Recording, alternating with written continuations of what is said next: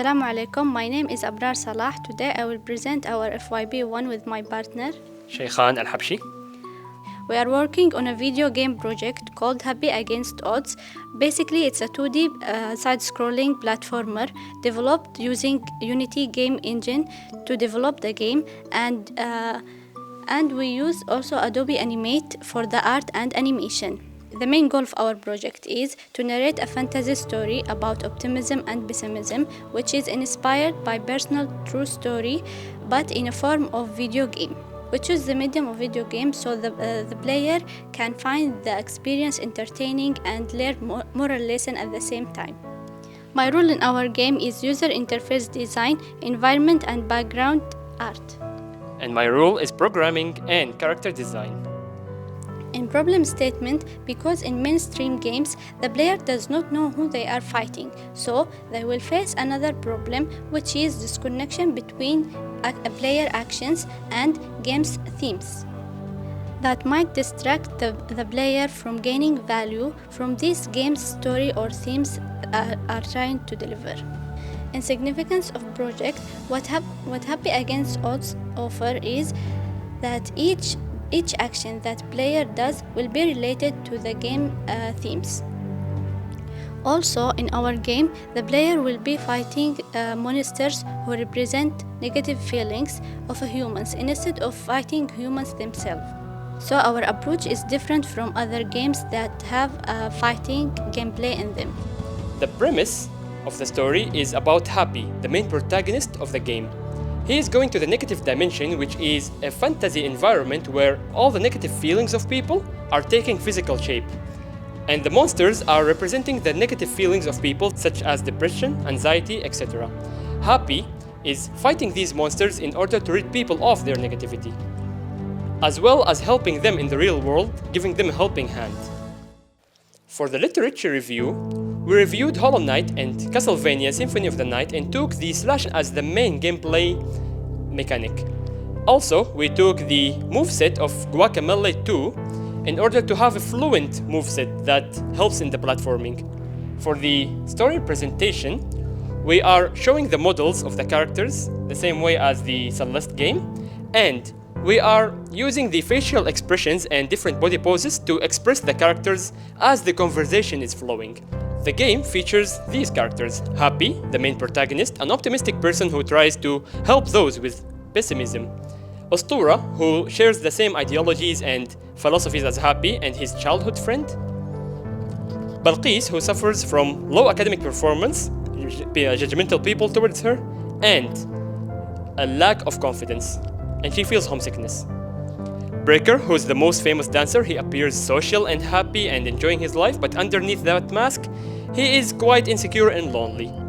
Shihab, forever disabled in a wheelchair due to an accident, causing him or forcing him to give up his lifetime dream to become a basketball player, which gives him depression since he doesn't have any other hobbies or goals. Last but not least, the Grand Voice, who is a mysterious identity who helps Happy throughout the game. For the flowchart, basically we have the main menu, which has exit, start game, and options. The game will feature 3 levels, and by the end of the 3rd level, the player will face the final boss and the game will end. Now we are going to show you our prototype. So here our prototype, we have in player mechanics, we have running at a constant speed, so the player does not have acceleration. All movement are in a constant speed. We have also jumping. We have a normal slash. So in normal slash there is no cooldown, but in dash slash and upper slash, the slash and dash to in front has cooldown 1 second. So if it use it, then the ability will be in cooldown of 1 second. Same as upper slash, the slash and dash up has cooldown 1 second. Second, we have the enemies and obstacles. Well, we have this cube enemy who's slow moving, and when you try to slash him with a normal slash, he stops but he doesn't get damaged. But when you use the frontal slash, if you're close enough, you'll be able to damage it and not take damage in return. Because if you're far enough, it will not be able to work. That's because the player is only invincible during the frontal dash. And these enemies are basically flying spikes which follow the player around, and you have to slash them to push them back. The spikes, upon touching, will teleport you and hurt you at the same time. So yeah, you can maneuver around. Third, we have NPCs and dialogue system. NPC pop dialogue. When you get close to the NPC, a pop-up dialogue will appear depend on how close you are to the interaction area. Once you are close enough to the NPC, you can press the interactive key to start the conversation. The conversation will take place and you cannot skip by pressing A unless 2 seconds pass after each dialogue. The expressions of the characters will change, and their facial expressions and body posture will change depending on what they are saying, and to give the player the ability to emphasize and feel the emotion in these characters as the flow of the conversation is going. The game will take place in the City of Wonders, which is a famous city for being advanced in technology, has entertainment potential around every corner, and has citizens who seem to be enjoying themselves. However, many of these individuals suffer from mental negativity, but they try to hide it in order to keep up with the city's general demands as they pretend to be cheerful. I tried visualizing the City of Wonders to meet that description, and since the negative dimension represents the hidden negative side of humanity, I am designing the environment of these levels to have a gloomy atmosphere. Each level of the game will feature a different themed negative dimension, with monster types that represent the character's inner insecurities and negative feelings.